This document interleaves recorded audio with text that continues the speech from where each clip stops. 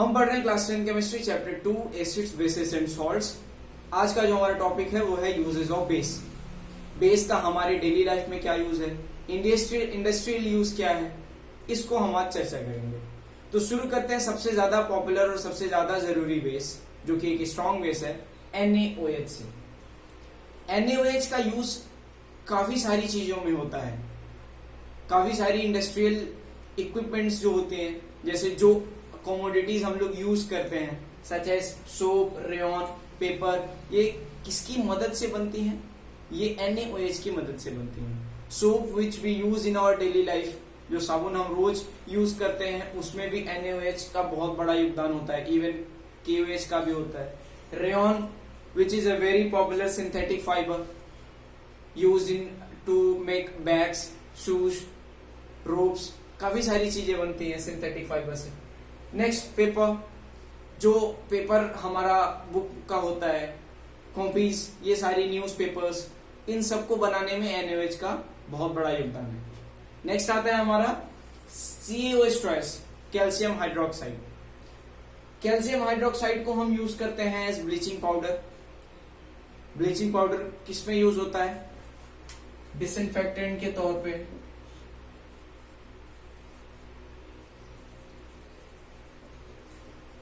Infection को खत्म करने के लिए, micro organisms which are growing in a particular place और अ रीजन, वो खतरनाक होती हैं हमारे लिए, और उनको मारने के लिए हम यूज करते हैं ब्लीचिंग पाउडर।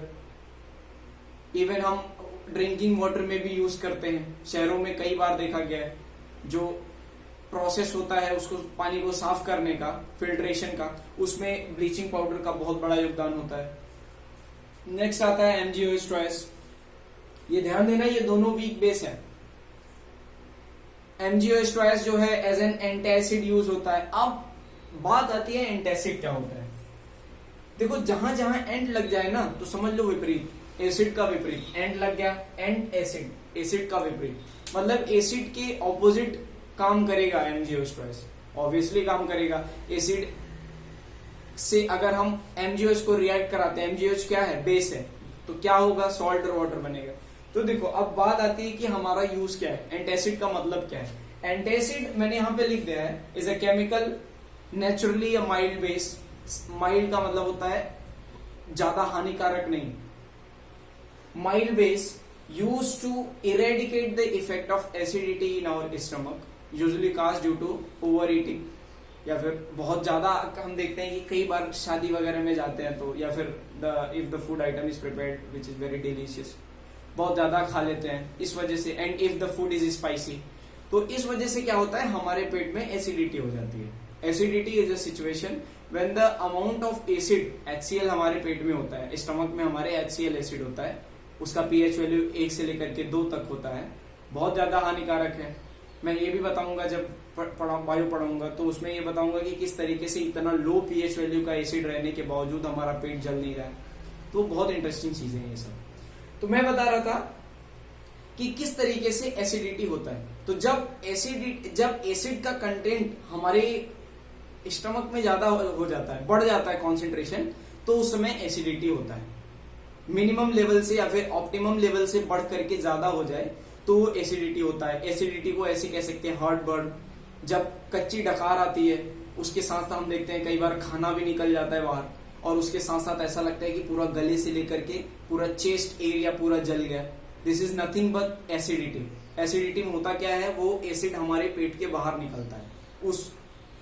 उस वजह से क्या होता है, हमारे ईसोफेगस में बर्निंग होती है, और इस सिचुएशन बहुत ज्यादा तकलीफ वाला होता है। अक्सर हम देखते हैं कि ओल्ड एज में ये सिचुएशन बहुत ज्यादा लोगों को होता है, क्योंकि उस समय जो डाइजेशन होता है वो उतना ज्यादा स्ट्रांग नहीं रह जाता है, because there is a difference between the working of digestive system in young and old as.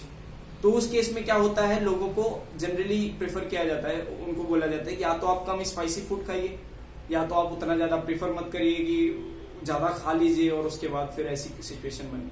और दूसरा कंडीशन ये है कि if they are doing so they have some इलाज उनके लिए हो सकता है, और वो है MgOH, मिल्क ऑफ मैग्नीशिया इसको बोलते हैं।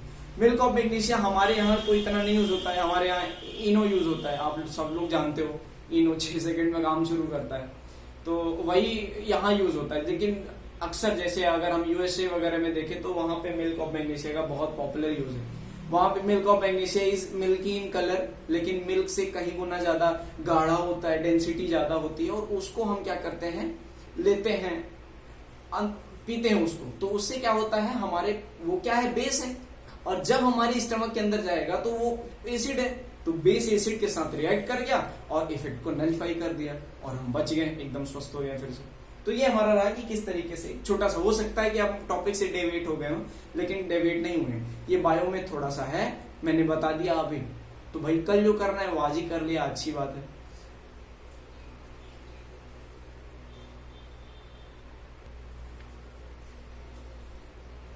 अगला बेस आता है Na2CO3 सोडियम कार्बोनेट। इसका यूज क्या है, तो सोडियम कार्बोनेट का अभी जब हम लोग नेक्स्ट सेक्शन में पढ़ेंगे सॉल्ट, तो उसमें मैं बताऊंगा कि किस तरीके से वॉशिंग सोडा बनाया जाता है। तो जब 10 वाटर ऑफ क्रिस्टलाइजेशन जुड़ जाते हैं Na2CO3 से, तो वो क्या हो जाता है, कैसा बिहेव करता है, वॉशिंग सोडा के जैसा, जिससे हम अपना कपड़ा साफ करते हैं। अगला softening hard water, hard water को सॉफ्ट करने के लिए हम किसका यूज करते हैं, Na2CO3। नेक्स्ट आता है NaHCO3 सोडियम हाइड्रोजन कार्बोनेट। देखो आप कई लोग इसको बोलोगे कि ये एसिड साल्ट है, ऑब्वियसली ये सॉल्ट होते हैं। Na2CO3 मेटेलिक कार्बोनेट और मेटेलिक हाइड्रोजन कार्बोनेट ऐसा कहा जाता है कि ये सॉल्ट होते हैं, लेकिन if it is enlisted in your book then we have to study, क्योंकि कई चीजें ऐसी हैं जो आप देखेंगे कि 10th के बाद जैसे 11th में जाएंगे वो सारी चीजें आपको झूठ लगने लगेंगी, जो आप पढ़े थे इसके पहले वो गलत हो जाएगा। तो सिंप्लीफाई करने के लिए 10th के लेवल पे हम सभी चीजों को सिंपल वे से पढ़ेंगे, न ज्यादा कॉम्प्लेक्स बनाएंगे न ज्यादा उलझाऊ बनाएंगे। नेक्स्ट आता है हमारा NaHCO3 सोडियम हाइड्रोजन कार्बोनेट। इसका यूज हम करते हैं baking soda, as a baking soda. Baking soda आप जानते होंगे, बेकिंग सोडा और baking powder are not one product. Baking soda और बेकिंग पाउडर में डिफरेंस होता है। बेकिंग सोडा एग्जैक्टली NaHCO3 होता है, लेकिन baking powder along with NaHCO3 we used to add some edible acid such as tartaric acid या citric acid। In acid को, जो एडिबल एसिड है, इनको जब हम डाल देते हैं NaHCO3 में, बेकिंग सोडा में, तब वो बेकिंग पाउडर बन जाता है। आपने देखा होगा कि किस तरीके से बेकिंग पाउडर का यूज होता है कचौरी वगैरह बनाने में, ज्यादा स्पंजी बनता है, अक्सर केक वगैरह में भी बनाने में यूज होता है। तो फॉर व्हाट पर्पस, एरी बनाने के लिए, जो फ्लोर है, जो आटा है, उसको एरी बनाने के लिए, उसमें ज्यादा वॉल्यूम, उसका वॉल्यूम बढ़ जाए इसलिए, और उसके साथ साथ वो नरम हो जाए, इसलिए हम यूज करते हैं बेकिंग सोडा या बेकिंग पाउडर। एक बहुत जरूरी चीज है, हम इसको एज एंटासिड भी यूज करते हैं। आ गया हमारा इनो का कॉन्सेप्ट। इनो जो होता है वो यही होता है। Next, soda acid fire extinguisher.